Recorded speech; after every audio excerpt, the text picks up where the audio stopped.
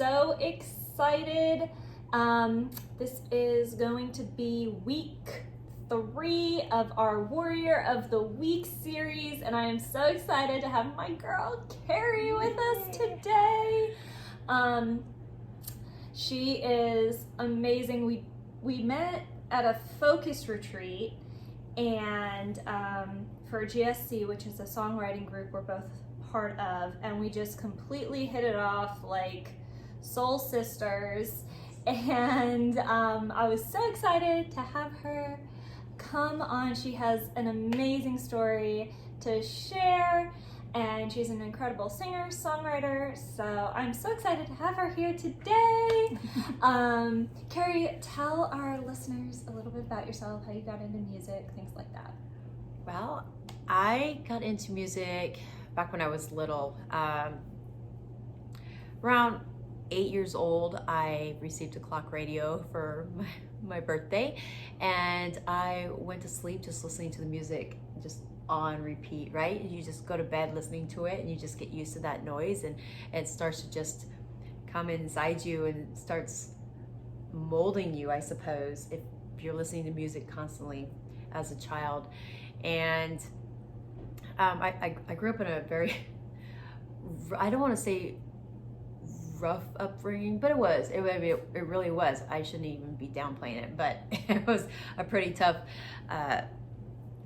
situation, and I had a little bit of abuse going on, and so music came in right when it was supposed to, I guess as early as 8 years old, and kind of guided me through the rest of my life, and it's been a lifesaver.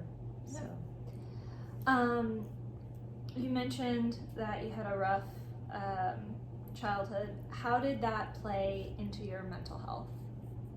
Oh, it played a big part. I had people around me, especially one person, my stepmom, who was very abusive mentally and verbally, and so my self-worth was next to nothing. She just did not make me feel like I should even be here on the planet, and it was a real struggle for a long time, and it took me years, even after moving out of the house, for me to just start to notice my own self-worth, because somebody just beat you down for so long, and that's the only thing you know. It's hard to overcome such misery, I suppose. Yeah, and particularly when you have outside influences dictating your self-worth. Mm-hmm.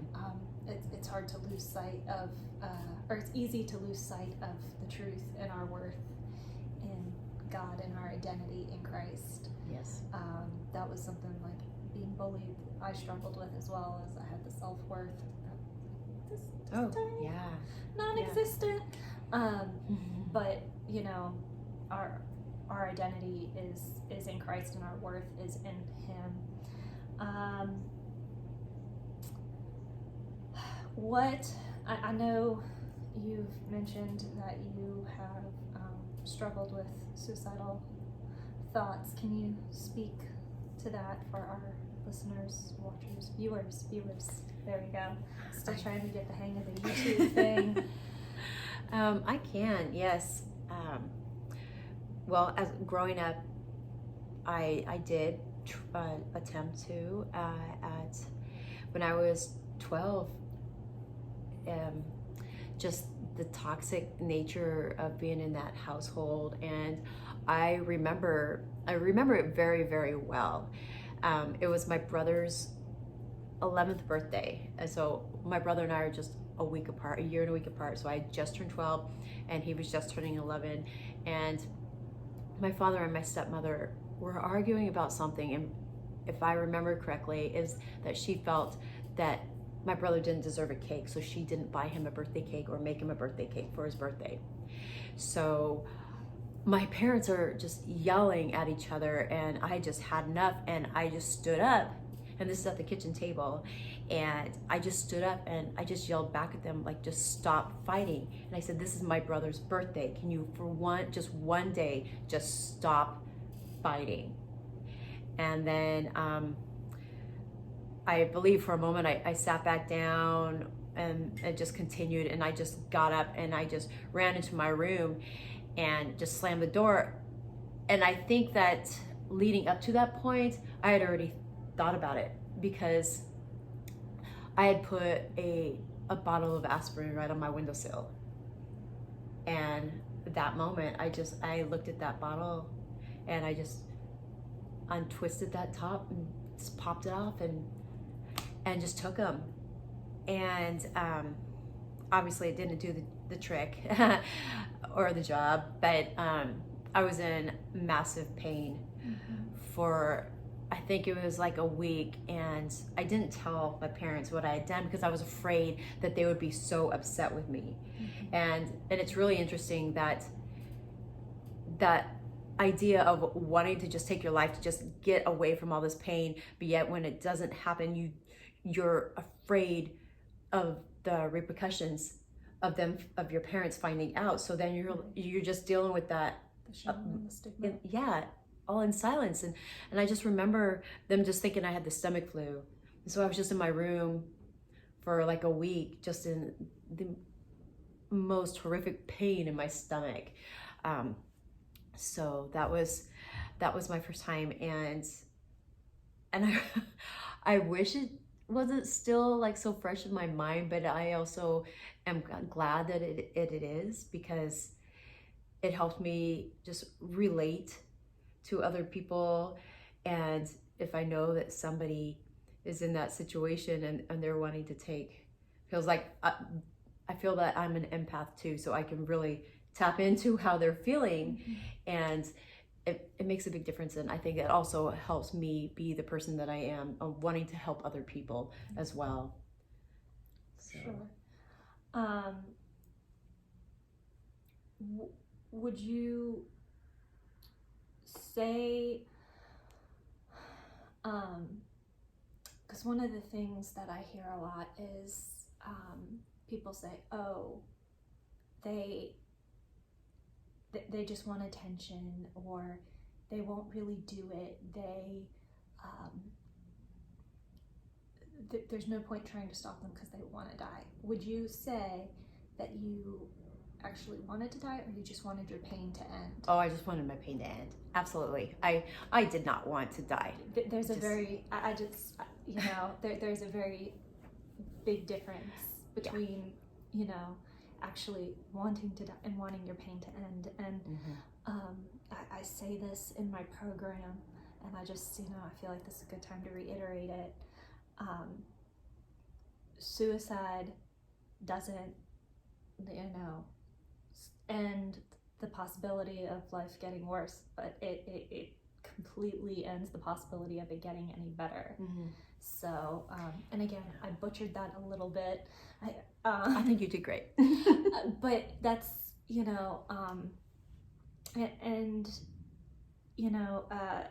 one of the things they say in Psalms 23, like, even though I walk through the valley, it says through. It doesn't say we're going to stay in the valley. True. But if you make that choice to take your life, you're not going to see, you're not going to see a possibility of it getting better. Yeah.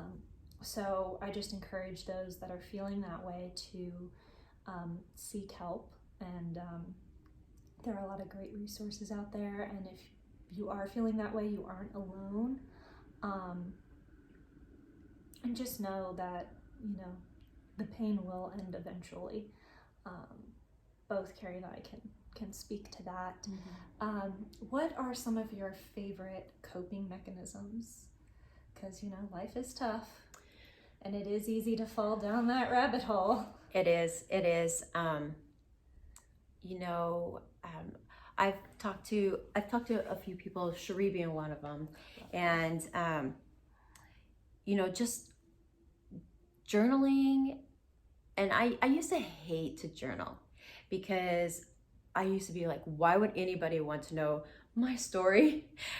I'm not going to leave this behind for anybody to read. That's just ridiculous. But then I just started thinking, it's not necessarily about people reading my story when I move on, it's more about me just getting my thoughts on paper and then shifting that mindset. So if it is a bad moment, let's just start shifting it to be grateful and thankful for what I do have. And that, just that little mindset twist of going, well, what in life is good that I have? Then once you start thinking that way, then your whole mindset just starts changing, and you just start seeing things differently. And I do a lot of walking. Like I need to do more walking, obviously, but I love doing a lot of walking and just being with nature. And sometimes even just being with nature or being by the ocean can feel a little lonely. It feels peaceful, but can feel lonely. So then it's like, well, okay, then I need to get with people that love me. And I think that's the biggest thing, is that when you're feeling so low and down and out, you don't realize just how many people actually do love you and care for you and want you to be here. Yeah. And so it's just like, it's a reality check. Yeah. And lately I've put little stickers on my mirror, because, it's not like, even though if we were children and thinking along those lines and stuff, I mean, mental health is a lifelong journey that you're gonna go through until the day that you die. It's something that you have to be cognizant of, and it's have a little, just as important as your physical health. Exactly. Well, if you don't have good mental health, you're not going to have good physical health. It's just plain and simple. I mean, mental health causes cancer when the thought process just eats away at your body. And so mentally, I don't want to say mentally ill, because that's not the right word, but if you're not mentally strong, then your body's not physically strong. It just starts eating away at you. They go hand in hand. Yeah, they need to balance out. And so I have like a little sticky note on my mirror, and it says, will this thought process positively or negatively impact my day today? That's good. And so I just think about that for whatever I'm thinking about. I'm like, is this a good thought or is it a bad thought? Do you want to have a good day today, or do you want to have a bad day today? Yeah. And I don't think anybody wants to have a bad day. So no, but I do something similar. Cherie really got me into, when I first came to town, the positive affirmations. And they're one of my favorite coping mechanisms. I don't do them as much as I should, I will admit, because it can be hard. It can sometimes, like you say, feel a little juvenile in a way, particularly when you have the sticky notes on your mirror, when you've got when you're looking at the mirror, I am loved, but they really do work. Particularly, they say, Cherie always tells me, the eyes are the window to the soul. And our brains are like giant computers, so like garbage in, garbage out. And it's very easy in this world to have a lot of negative input. I mean, as Carrie mentioned, she had it from her stepmom. As I've mentioned, I had it from people bullying me. And that eventually, if you hear all that negativity and have it dumped into your computer, you're going to believe it about yourself. But a way to kind of combat that and reverse it are by doing positive affirmations, looking at truths in scripture, doing the sticky notes, and yeah, it might feel foolish at first, but eventually there'll be a time when it clicks. Yeah. I mean, it did for me. I don't know about you, but like there was a time where I was like, oh, I don't feel silly doing this anymore. I feel strong and powerful, and this is truth. Yeah, and I think when I was saying about like journaling and saying why would I want to do this? I've now come to find that in my journaling in the mornings, I just started off with Dear God, so then I'm writing a letter to Him. And that way, to me, it makes me I think it separates, like he already knows, but this way I feel like I'm not just writing down my thoughts to just me that I'm just going to throw away. Like if I'm writing it to There's God, purpose. I feel like there's more meaning if I'm writing it to him and just getting it off my chest, and I could just be more open and honest, you know, so that's a good thing. You can't lie to yourself and you can't lie to God. So, No. Well, you can lie to yourself. You cannot lie to God. No. So if you started off with your God, then the truth really does come out. Yeah, and there's the accountability. Yes, exactly. You know, it's odd. I'm a songwriter, and without fail, everyone gets me journals, and I'm like, I don't journal. It's just, it hasn't like been one of my things, but I do that because I guess being a songwriter, my songs are my journal. Exactly. Yeah. So I'm like, well, I do this already, so why do it again? But you know, that's, everyone has what works for them.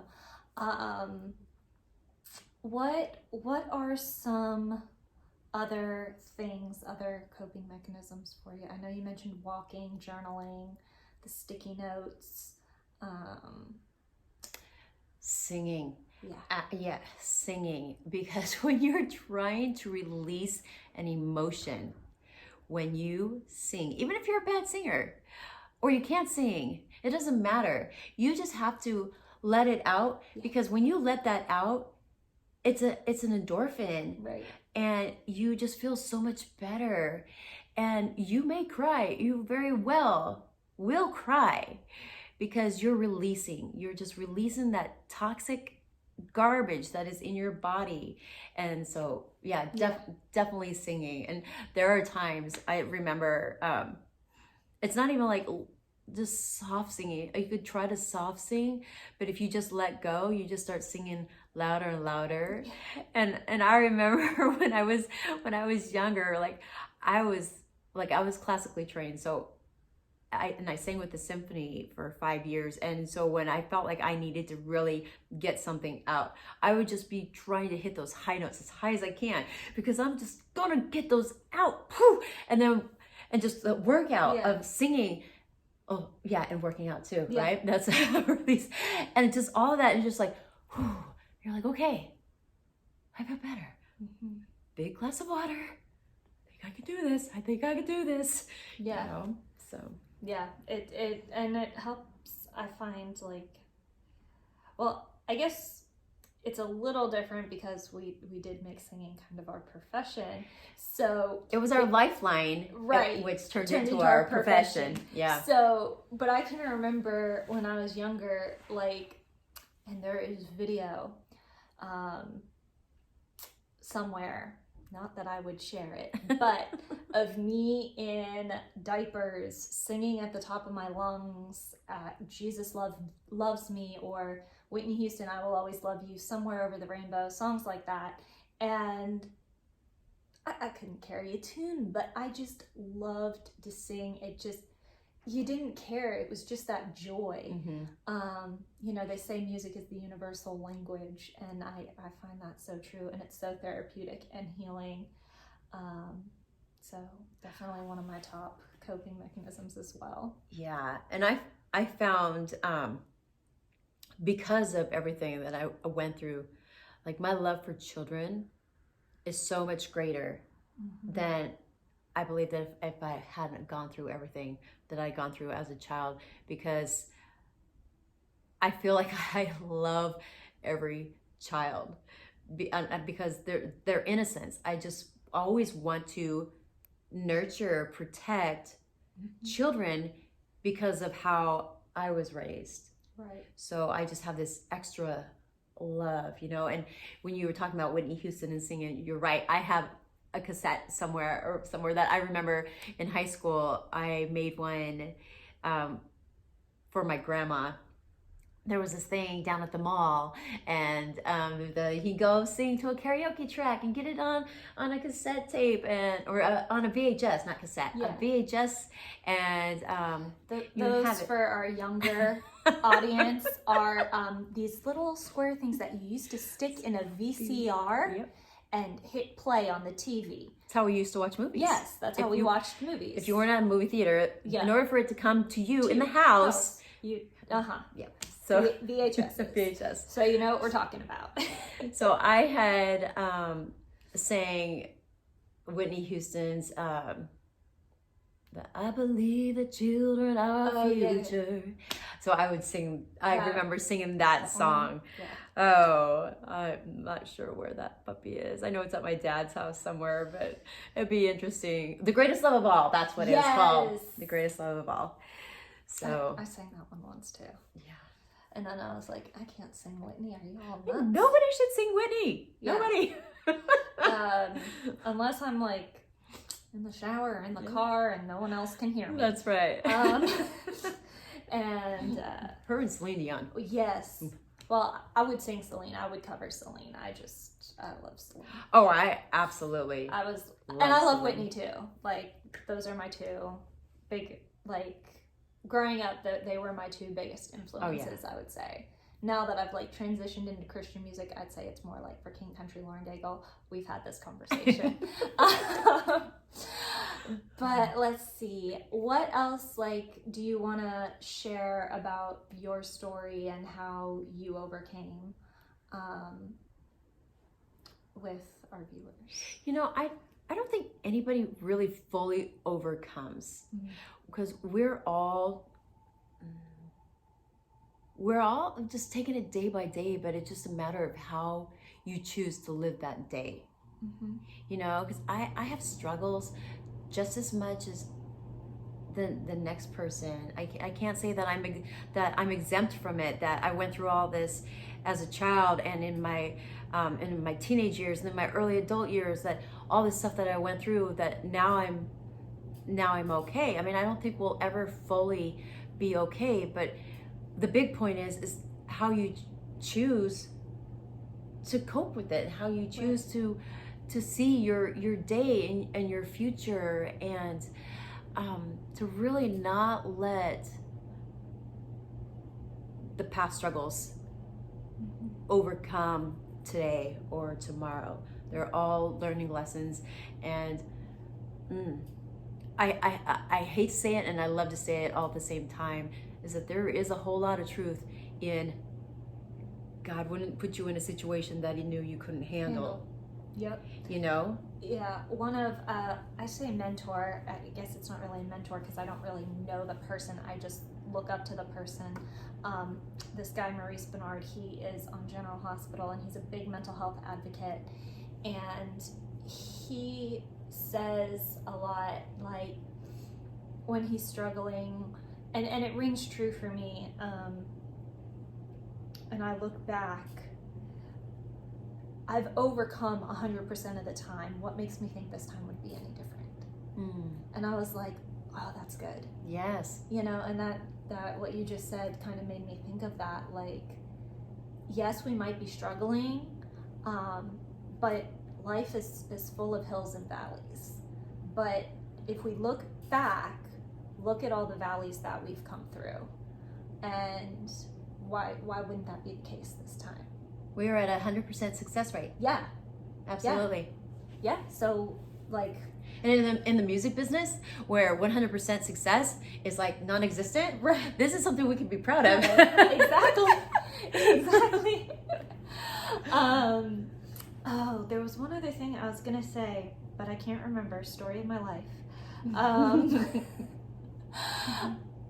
But I am so thankful to have Carrie on here to share her wisdom and share her story, and just so y'all can see, you know, despite her rough upbringing and rough childhood, and despite, you know, having attempted suicide, you know, what a beautiful, joyful light she is, and the epitome of a warrior. And I am just so thankful that she trusted me to come on here and share her story with us, and you know, be one of our warriors of the week.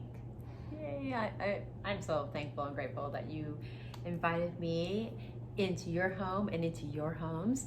So just wonderful. And if you ever need any guidance or assistance, be sure to reach out to her.